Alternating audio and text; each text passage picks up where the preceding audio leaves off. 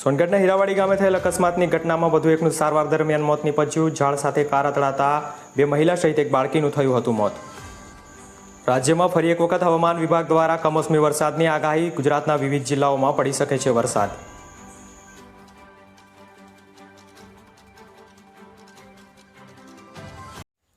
નમસ્કાર, રિપોર્ટર ફર્સ્ટમાં આપનું સ્વાગત છે। આપની સાથે હું છું નલિન ચૌધરી। ન્યૂઝ બુલેટિનમાં નજર કરીએ મહત્વના સમાચારો પર।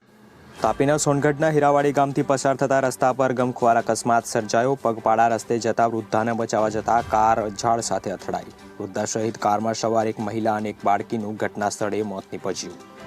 અન્ય 4ને ગંભીર ઈજા થતા સોનગઢ હોસ્પિટલ ખાતે ખસેડવામાં આવ્યા। તો સમગ્ર મામલે સોનગઢ પોલીસે વધુ તપાસ હાથ ધરી છે।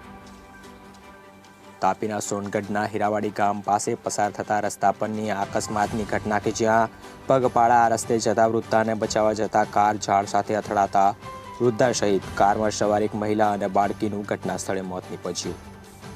સાથે અન્ય 4ને ગંભીર ઈજા થતા સોનગઢ હોસ્પિટલ ખાતે ખસેડવામાં આવ્યા। સુરત જિલ્લામાં ક્ષત્રિય સમાજ દ્વારા ચૂંટણી પ્રચાર કરવા ગયેલ ભાજપના હોદ્દેદારો અને કાર્યકરોનો વિરોધ કરવામાં આવ્યો। સુરત જિલ્લાના શેવણી ગામે મોદી પરિવાર સભા યોજવામાં આવી હતી। આ યોજાયેલ કાર્યક્રમમાં ભાજપ વિરુદ્ધ નારા લગાવવામાં આવ્યા। પરસોત્તમ રૂપાલા વિરુદ્ધ હાય હાયના નારા લગાવવામાં આવ્યા। તો બીજી તરફ સુરત ગ્રામ્ય વિસ્તારોમાં પણ પરસોત્તમ રૂપાલાનો વિરોધ કરવામાં આવી રહ્યો છે। ક્ષત્રિય સમાજ દ્વારા ચૂંટણી પ્રચાર કરવા ગયેલ ભાજપના હોદ્દેદારો અને કાર્યકરોનો વિરોધ કરવામાં આવ્યો। તો સુરતના શેવણી ગામની આ ઘટના કે જ્યાં ક્ષત્રિય સમાજ દ્વારા સૂત્રોચ્ચાર કરી વિરોધ નોંધાવવામાં આવ્યો। અને માંગરોળના વેલાચા ગામમાં પણ પરસોત્તમ રૂપાલા વિરુદ્ધ બેનરો લગાવવામાં આવ્યા। ક્ષત્રિય સમાજ સહિત તમામ સમાજના લોકો આ વિરોધ પ્રદર્શનમાં જોડાયા।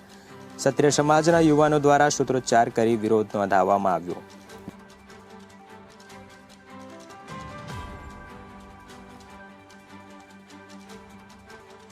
વેલાચા ગ્રામજનો એટલા માટે ભેગા થયા છે કે પરસોત્તમ રૂપાલા દ્વારા રજપૂત સમાજની ઇતિહાસ સાથે છેડછેડા કરવામાં આવ્યું અને વિશેષ ખરાબ ટિપ્પણી કરવામાં આવ્યું જે યોગ્ય નથી અને સમાજના માફી લાયક નથી।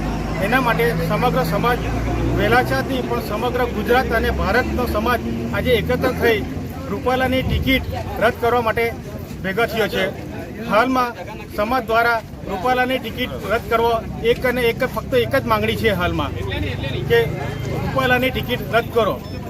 તરફ સુરતના કામરેજમાં ચેઇન સ્નેચરો બેફામ બન્યા। કામરેજના ઉંબેર ગામે ધોળા દિવસે ચેઇન સ્નેચિંગની ઘટના બની। બાઇક પર આવેલા બે ઇસમોએ વૃદ્ધાના ગળામાંથી સોનાની ચેઇન આંચકી ફરાર થયા। 27 ગ્રામની સોનાની ચેઇન આંચકી તસ્કરો ફરાર થયા। તો સમગ્ર ઘટના સીસીટીવીમાં કેદ થઈ। સુરતના ઉંબેર ગામની આ ઘટના કે જ્યાં ધોળા દિવસે ચેઇન સ્નેચિંગની ઘટના બની। બાઇક પર આવેલા બે ઇસમોએ વૃદ્ધાના ગળામાંથી ચેઇન આંચકી ફરાર થયા। સમગ્ર ઘટના સીસીટીવીમાં કેદ થઈ। સુરત ગ્રામ્યમાં ચેઇન સ્નેચરોને પોલીસનો ડર ન હોય તે પ્રકારે ઉંબેડ ગામે ધોળા દિવસે ચેઇન સ્નેચિંગની ઘટના બની। સુરત ગ્રામ્યમાં આ પ્રકારે અવારનવાર ઘટના સામે આવતી હોય છે।